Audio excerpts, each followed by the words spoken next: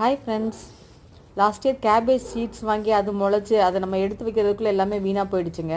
அதனால் இந்த வருஷம் பார்த்திங்கன்னா சாப்ளிங்ஸாகவே வாங்கினேன். எல்லாமே நல்லா தாங்க வளர்ந்துட்டு இருந்தது. திடீர்னு பார்த்திங்கன்னா லீவ்ஸ் ஃபுல்லாக வந்து ஹோல்ஸாக இருந்தது. கீழே நிறைய சாப்ளிங்ஸ் வளர்ந்துட்டு இருக்கிறதுனால சரி காய் நல்லா பறிக்க மாட்டேங்குதுன்னு பறிச்சிட்டேங்க. ஆனால் பறிச்சதுக்கப்புறம் தாங்க தெரியும் அந்த இலையில் உள்ள ஓட்டைக்கு என்ன காரணம்னு சொல்லிட்டு. ஃபுல்லுமே ஸ்லக்ஸுங்க. அதாவது ஓடு இல்லாத நத்த மாதிரியே இருக்கும். அதுக்கப்புறம் தான் வந்து கூகுள் சர்ச் பண்ணி பார்த்தா முட்டைக்கோஸுக்கு இவங்களுக்கும் ரொம்ப பிடிக்குமா. ஒரு முட்டைக்கோஸ் தோட்டத்தையே அழிச்சிருமா. நம்ம வச்சுருக்கதே 4-5 செடி தான். அதுலேயும் பார்த்தீங்கன்னா 2 இது வந்து இந்த மாதிரி ஸ்பாயில் பண்ணிடுச்சு. இதுக்கு என்னடா தீர்வுன்னு சொல்லிட்டு சர்ச் பண்ணால் வினிகர் ஸ்ப்ரே பண்ண சொல்கிறாங்க. அப்புறம் முட்டைக்கோஸ் அந்த வேரை சுற்றி வந்து முட்டைத்தோல் போட்டுவிட சொல்கிறாங்க. முட்டைத்தோலோட வினிகரே பெஸ்ட்டுன்னு தோணுதுங்க. ஏன்னா முட்டைத்தோலுக்கு வந்து நிறைய வந்து மரவட்டைகள் வரும். அந்த தொல்லைக்கு தான் நான் வந்து எல்லாத்தையுமே லிக்விட் கரெக்ஷனாகவே கொடுப்பேன். எங்கள் ஏரியா சைடு பார்த்திங்கன்னா மழை பெஞ்சப்போ வந்து வீட்டை சுற்றி வந்து கொஞ்சம் தண்ணி கெட்டதுனால அங்கே இருக்குங்க.